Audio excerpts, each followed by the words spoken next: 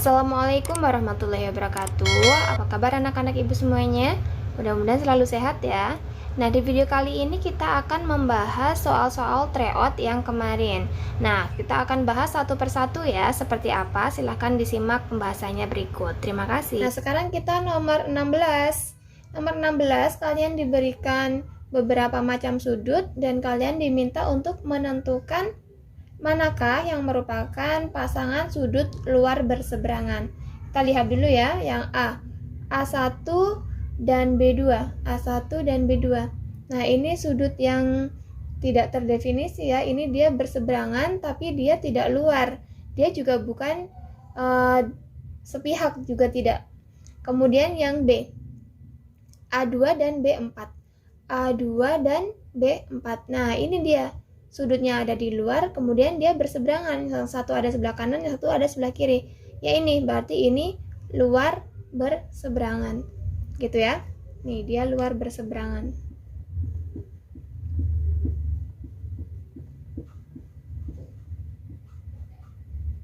Kemudian coba yang C. Yang C ini A3 dan B1.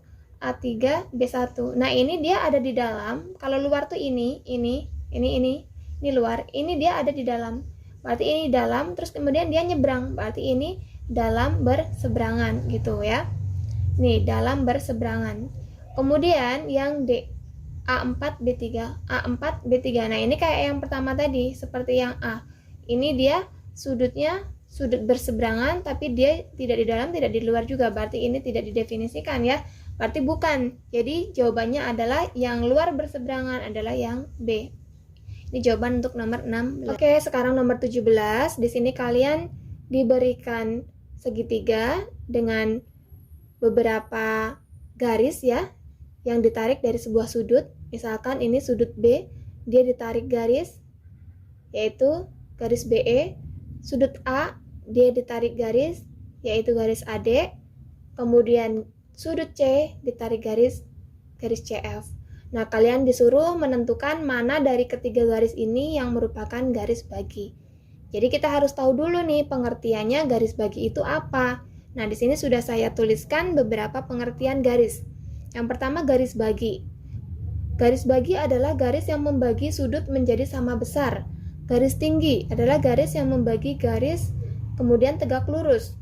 Nah, garis berat adalah garis yang membagi sisi di depannya menjadi sama panjang.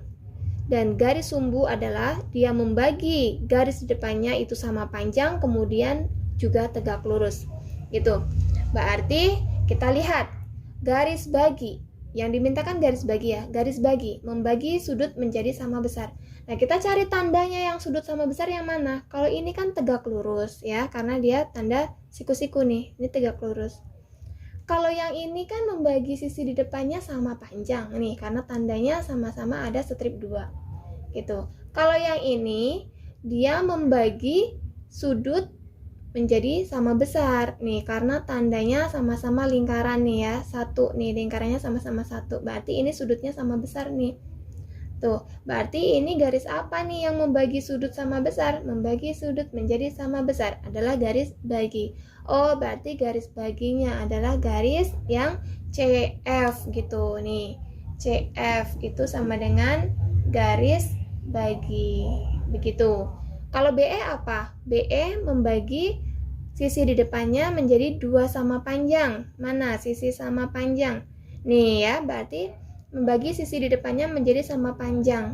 Berarti ini BE ini garis berat nih. BE garis berat. Kemudian yang AD apa?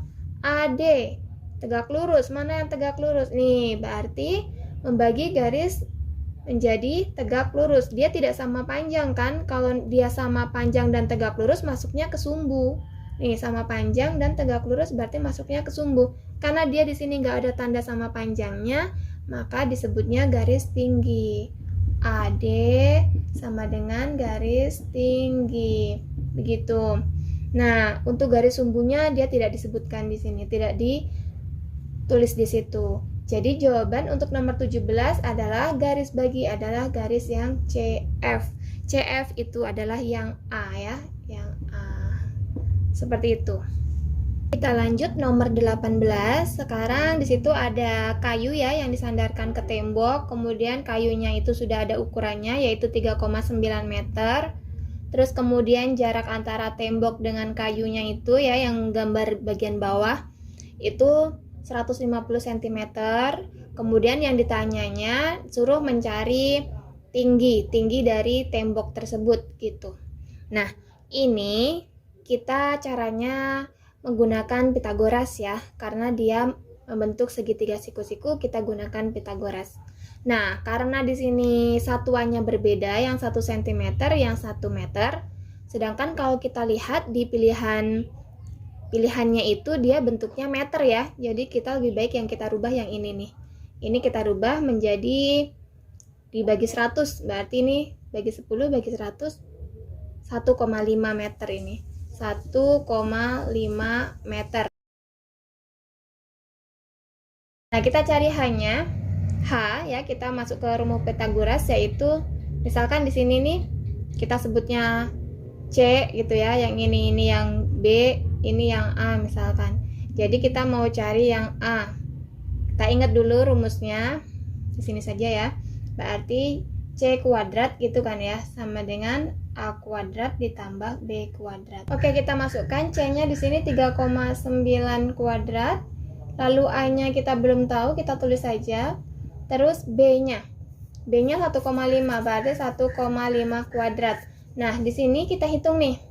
3,9 kuadrat, berarti 3,9 kali 3,9.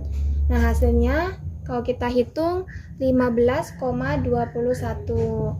A-nya belum tahu, tulis lagi. Nah, 1,5 dikali 1,5 nih, berapa? 2,25. Nah, lalu dari sini A kuadratnya ya, A kuadrat sama dengan berapa? Sama dengan 15,21. Yang 2,25 kita pindahkan ke kiri. Jadi minus 0,25. Begitu. Jadi 15,21 dikurang 2,25 itu berapa? Hitung, berarti kalau kita hitung hasilnya 12,96 ya. Ini sama dengan A kuadrat ya. Berarti lanjut lagi, A kuadrat sama dengan 12,96.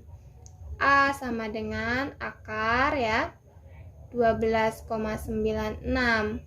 A-nya berapa? A-nya sama dengan 3,6. Jadi A itu tadi kan H. H ya. H-nya adalah 3,6. Jadi jawabannya adalah yang D. Ya, oke, untuk nomor 18. Oke, sekarang kita nomor 19. Diketahui ada gambar setengah lingkaran. Kemudian jari-jarinya diketahui 14 cm. Pi-nya kita menggunakan 22/7 dan yang ditanyakan adalah keliling. Keliling di sini berarti ini ya, diameter, kemudian kita tambah dengan apa ini namanya? Busur lingkarannya, ya. Nah, kita cari caranya. Kita yang pertama seperti ini. Kelilingnya adalah berarti diameter ya. Keliling sama dengan bagian yang bawah ini, diameter ditambah dengan yang busur. Busurnya itu sebenarnya ya, busurnya itu sebenarnya adalah setengah dari keliling lingkarannya ya. Berarti kita cari keliling lingkarannya dulu saja. Di sini keliling lingkaran rumusnya adalah 2πr. Nah, 2 dikali 22/7 dikali R-nya 14. Nah, di sini kita bisa bagi. Kemudian hasilnya di sini 2. Berarti 2 dikali 22 itu adalah 44. 44 dikali 2 adalah 88. Nah, ini keliling semuanya. Sedangkan di sini hanya setengah gitu ya. Nah, kita tulis lagi di sini diameter. Diameter itu kan 2 kali jari-jari ya. Ditambah busur lingkarannya itu setengah lingkaran. Setengah keliling lingkaran, maaf. Setengah keliling lingkaran. Begitu. Nah, diameternya ini 2 kalinya si R. gitu. Diameter itu 2 kalinya R gitu ya. Berarti 2 dikali R-nya kan 14 begini. Terus ditambah setengah, keliling lingkarannya berapa tadi? 88. Kita hitung lagi, 2 dikali 14 itu 28. Setengah dikali 88 itu adalah 44. Jadi kita hitung jumlahnya berarti 72. Keliling berarti 72 cm ya. Jawabannya yang C. Oke, sekarang nomor 20. Nah, kalian diberikan gambar seperti ini. Ini tumpukan dari beberapa buah kotak ya Kak ya. Berarti seperti kubus-kubus gitu, seperti rubrik ya. Nah, ini ada ukurannya, tapi karena pertanyaannya adalah kotak ini akan dicat, kemudian kotak yang tercat di dua sisi itu yang mana, maka ukuran ini tidak digunakan. Karena yang ditanyakan adalah berapakah jumlah kotak yang akan dicat kedua bagian sisinya gitu. Jadi kita perhatikan. Ini sambil kalian bayangkan ya. Kalau yang pinggir ini berarti kan dia ada bawahnya. Ini dia dicat 3 sisi ya. 1, 2, 3. Begitu. Kalau yang sini juga berarti ini samping sama bawah. Yang ini juga, ini juga, ini juga, ini juga. Berarti yang hanya dicat 2 sisi yang mana? Ayo kita hitung, yang kena 2 sisi yang mana? Nih, 1, 2, 1, 2 ya. Berarti yang belakang sana juga 2. 2 tambah 2, 4. Kemudian ditambah yang ini, 1. Kan sebelah sini ya, 1 sama sini ya. Berarti 2 sisi. 1, 2, 3, 4. Yang sana juga ada 4 lagi, karena dia kan 2 double nih, 2 rangkap. Berarti 4 tambah 4, 8. 4 tambah 8, 12. Berarti yang dicat kedua sisinya adalah 12 buah kotak. Begitu. Ya, ini untuk nomor 20. Sampai di sini saja dulu. Terima kasih, mudah-mudahan bisa dipahami ya. Terima kasih.